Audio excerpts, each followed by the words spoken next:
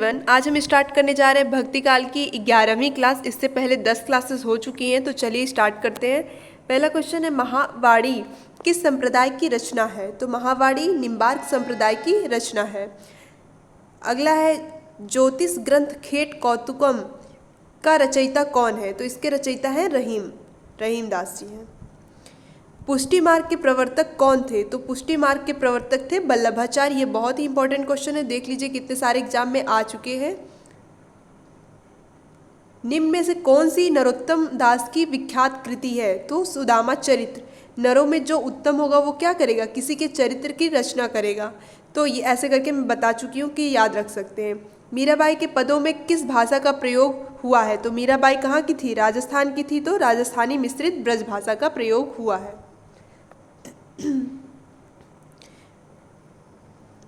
फिर है, खीरा सिर से काटिए मलियत नमक लगाए, यह उक्ति किसकी है? तो यह रहीमदास की है। निम्नलिखित में से कौन राधा वल्लभ संप्रदाय का प्रवर्तक है? तो राधा वल्लभ संप्रदाय के प्रवर्तक है हित हरिवंश दास। सखी संप्रदाय को कहा जाता है, हरिदास संप्रदाय कहा जाता है सखी संप्रदाय को। वृंदावन में मीराबाई की मुलाकात किस कृष्ण भक्त कवि से हुई? तो जीव गोस्वामी से हुई थी इनकी मुलाकात। फिर राग गोविंद की रचयिता का नाम है? तो मीराबाई ने लिखा है राग गोविंद। मीराबाई की उपासना पद्धति थी? तो मीराबाई माधुर्य भाव में लिखा है उन्होंने श्री कृष्ण को प्रियतम मानकर। और ये बहुत ही इंपॉर्टेंट क्वेश्चन है, आप देख सकते हैं कितने सारे एग्जाम में आ चुका है। तुम मारे घर आओ जी प्रियतम प्यारे, चुन चुन कलियां मैं से सजाऊं, भोजन करूं मैं सारा। ये किनकी पंक्तियां हैं? तो ये मीराबाई की पंक्तियां हैं। फिर है, स्वस्ति श्री तुलसी कुलभूषण दूषण हरण गोसाई, बारही बार प्रणाम करहूं अब हरहूं शोक समुदायी। प्रस्तुत पंक्तियां किसकी हैं? तो ये मीराबाई की पंक्तियां हैं, उन्होंने ही लिखा है। मीराबाई की रचनाओं में किस भाषा का छौंक ज़्यादा पाया जाता है? तो राजस्थानी भाषा का प्रयोग किया होगा उन्होंने, क्योंकि वो राजस्थान की थी। बसो मेरे नैनन में नंदलाल किसकी पंक्ति है? तो ये मीराबाई की पंक्ति है।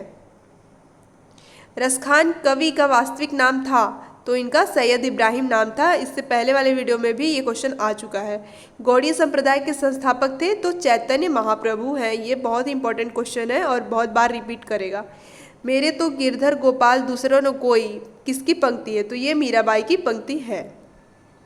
पायो जी मैंने राम रतन धन पायो, प्रस्तुत पद की रचयिता का नाम है मीराबाई। देखिए ऐसे बहुत इनके फेमस ये पद हैं, इससे एग्जाम में क्वेश्चन आते हैं। मीराबाई का मलाल किसकी कृति है? तो मीराबाई की मलाल मीराबाई की ही रचना है। पुष्टि मार्ग मत के प्रवर्तक का श्रेय निम्नलिखित में से वैष्णवाचार्यों में किसे दिया जाता है? तो वल्लभाचार्य को दिया जाता है। निम्नलिखित में से कौन कृष्ण भक्ति शाखा का कवि नहीं था? तो कबीरदास नहीं थे, ये निर्गुण संप्रदाय के कवि हैं। नरसिंह जी का मायरा बहुत ही फेमस रचना है, किनकी है? मीराबाई ने लिखी है।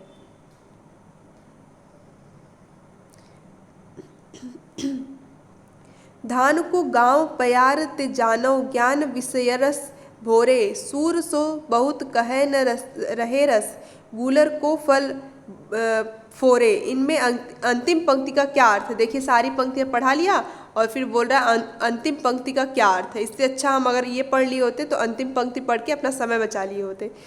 तो देखिए ऑप्शन नंबर डी सही हो जाएगा। ढकी छिपी बात बोलने से कही गई बात का आनंद समाप्त हो जाता है। मीरा की कविता के संबंध में अनुपयुक्त है? ऑप्शन नंबर डी सही हो जाएगा। मीरा का विद्रोह साध्य है साधन नहीं, ये अनुपयुक्त है। या ब्रज में कुछ देखियो रे टोना, पद में प्रयुक्त पंक्ति ले लिहुरी कोई श्याम सलोना के माध्यम से संकेत किया गया है। प्रेमावेग में वर्तमान का विस्मरण हो जाता है। जब किसी को प्रेम होता है तो वर्तमान का सुधि भूल जाता है वो। फिर है, जोगी मत जा मत जा मत जा। पंक्ति में जोगी से मीरा का क्या अभिप्राय है? तो जोगी उन्होंने किसको कहा है? कृष्ण जी को कहा है, क्योंकि वो कृष्ण को अपने प्रियतम के रूप में मानती थी। गोकुल सबय गोपाल उपासी, जोग अंग साधन ते उधो, ते सब बरसत इसपुर काशी। इसपुर से व्यंजित अर्थ है, तो शिव की नगरी, इस पुर से इसका अर्थ है शिव की नगरी। फिर है आए जोग सिखावन पाड़े डैश डैश तुलसी सूरदास, तीनों ना ही उपजत धानया धान कुम्हाड़े। इस पंक्ति में तीनों व्यंग्यार्थ हैं, इन तीनों का अर्थ पूछा है कि क्या अर्थ होगा। तो इन तीनों का अर्थ होगा प्रेम भक्ति साधना, निर्गुण की साधना और योग साधना है। फिर है नागरी नारी भले बूझेगी अपने बचपन स्वभाव, पंक्ति में अव्यंजित नहीं है। तो देखिए इन तीनों का अव्यंजना है कि नगर का चतुराई भरा जीवन, मथुरा की स्त्रियों का स्वभाव, गोपियों का असूया भाव, लेकिन यशोदा के प्रेम का वर्णन नहीं किया गया है। तो ऑप्शन नंबर डी सही हो जाएगा। फिर है इसमें सगुण उपासना का निरूपण बड़े ही मार्मिक ढंग से हृदय की अनुभूति के आधार पर तर्क पद्धति पर नहीं किया गया है। सूरदास के भ्रमर गीत के संदर्भ में यह कथन किसका है? तो यह कथन आचार्य रामचंद्र शुक्ल का है। देखिए ज़्यादातर जो कथन होते हैं ना आचार्य रामचंद्र शुक्ल से ही रिलेटेड होते हैं ज़्यादातर। अष्टयाम किसकी रचना है? तो अष्टयाम नाभादास की रचना है। ऑप्शन नंबर सी सही हो जाएगा। नंददास की किस कृति पर मुग्ध होकर उन्हें जड़िया कवि की उपाधि दी गई है? तो रास पंचाध्यायी से उन्हें जड़िया कवि की उपाधि दी गई है। बहुत ही फेमस रचना है उनकी।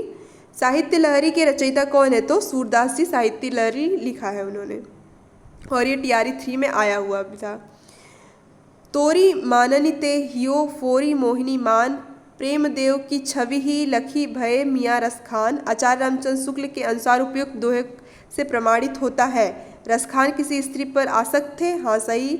स्त्री मानवती थी और रसखान का अनादर करती थी। हाँ ये भी सही है।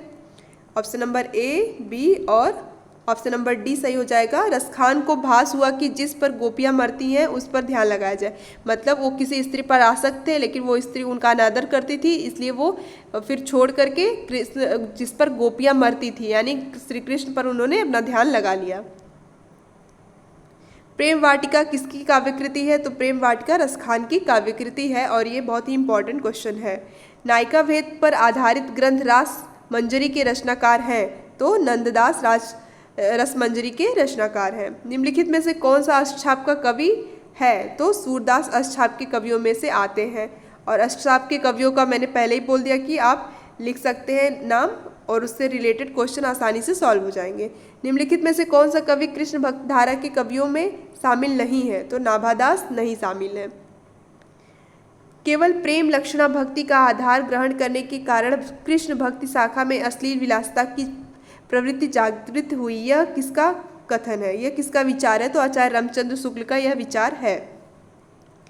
श्री वल्लभाचार्य ने जिस कृष्ण भक्ति को प्रतिष्ठित किया उसका दार्शनिक आधार है, तो शुद्ध दैतावाद जो है वो उसका दार्शनिक आधार है।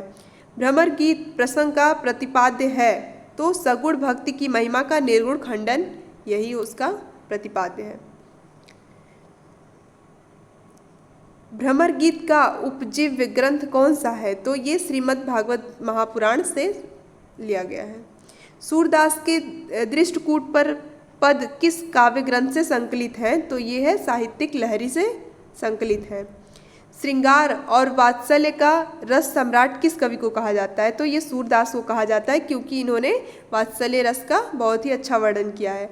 गौड़ीय संप्रदाय के प्रवर्तक आचार्य थे? तो चैतन्य महाप्रभु थे।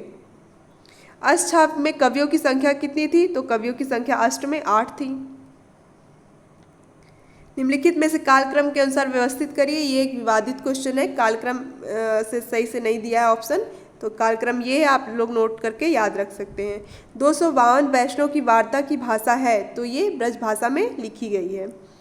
फिर मीराबाई से संबंधित कौन सा कथन सही नहीं है? ये भी एक विवादित क्वेश्चन है, क्योंकि इसमें एक से ज़्यादा कथन सही नहीं है। सूर कवित सुनि कौन कवि जो नहीं सिर चालन करे, सूरदास के संबंध में यह कथन किसका है? तो यह कथन नाभादास ने कहा है। निम्नलिखित में से विट्ठलनाथ के शिष्य थे? तो विट्ठलनाथ के शिष्य थे नंददास।